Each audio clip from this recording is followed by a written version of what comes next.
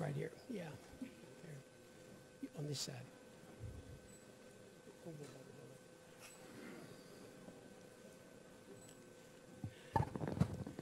Thank you, Mr. Speaker. 11-year-old Nolan Purser is a native of Dayton and a sixth grader at Ray Middle School. He has won 3 consecutive East Tennessee Regional Public Speaking contests and has spoken of several large events as the Ray County Reagan Day dinner very recently. He's active in his youth at the New Union Baptist Church and always playing on the middle school basketball and golf teams. And I had the opportunity to hear Nolan speak last summer, I believe it was, at a fundraiser in Dayton to raise money for historic preservation and literacy. And he spoke, I believe, on Tennessean tourism. And I was so favorably impressed with this young man's ability to articulate important views and connect with his audience that I wanted him to come here today. Quite frankly, Nolan I've heard, has spoken better than many adults can speak. With that introduction, can we welcome Mr. Nolan Purser to the podium?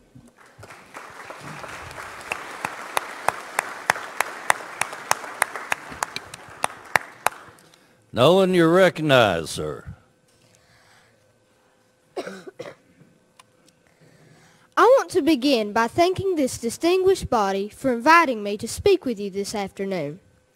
This is indeed a big deal for an 11-year-old, and I'm forever grateful. My family are proud Tennesseans, and we are very appreciative of your work on behalf of all the citizens of the state. My dad has followed the work of the legislature for many years through his work with Farm Bureau, and he says that all of you have made great sacrifices of time and money to answer this call on your lives, and we are grateful for this personal commitment each of you has made. My family is also proud of Senator Yeager. He votes...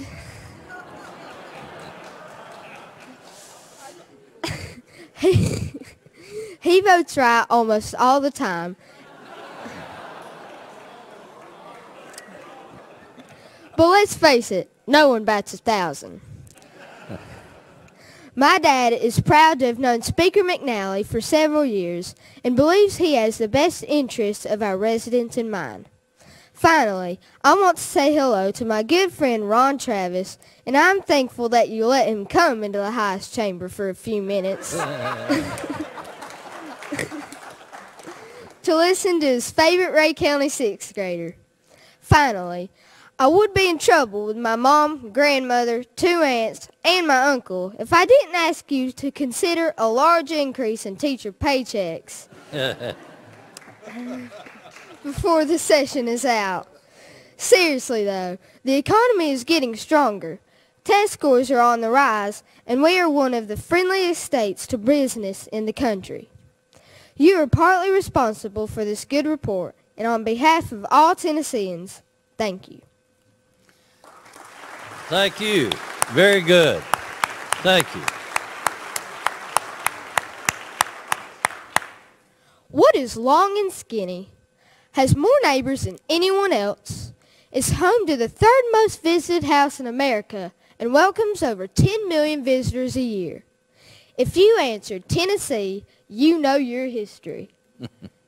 If you ask most people what they know about the state of Tennessee, they would probably mention the Volunteers, the Great Smoky Mountains, or Elvis, and they would be correct. But there are a few things about Tennessee that you might not have ever thought about until now. Tennessee is known for its music. The Grand Ole Opry is the longest continuous live radio program in the world. It has been heard on 6:50 a.m. in Nashville every Friday and Saturday night since 1925. Many Tennesseans have become huge in the music business, including Sarah Cannon, also known as Minnie Pearl, who is a native of Centerville, Dolly Parton, who is born and raised in Sevierville, and Justin Timberlake, who many do not realize is from Memphis. Elvis, who was born in Mississippi, got his start in music in Tennessee and lived in Memphis in a home he named Graceland. Other than the White House and the Biltmore Estate, it is the most visited house in America. Secondly, Tennessee is known for its energy. Oak Ridge was instrumental in the development of the atomic bomb, which was used in World War II. In fact, it was such a secret project that most of the workers did not even realize that they were working on a bomb that would change the entire face of the earth.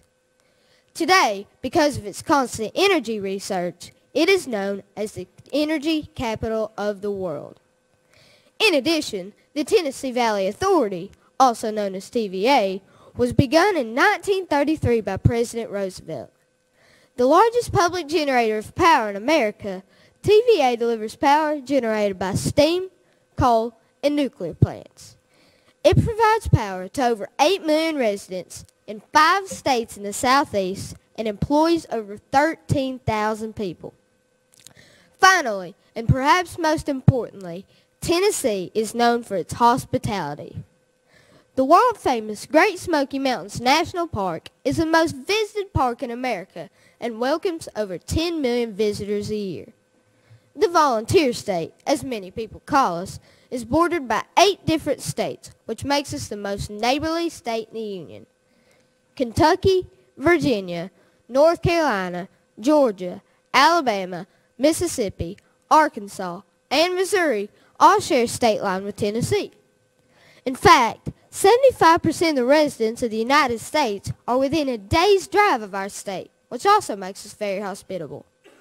Our hospitality to others can also be founded in food.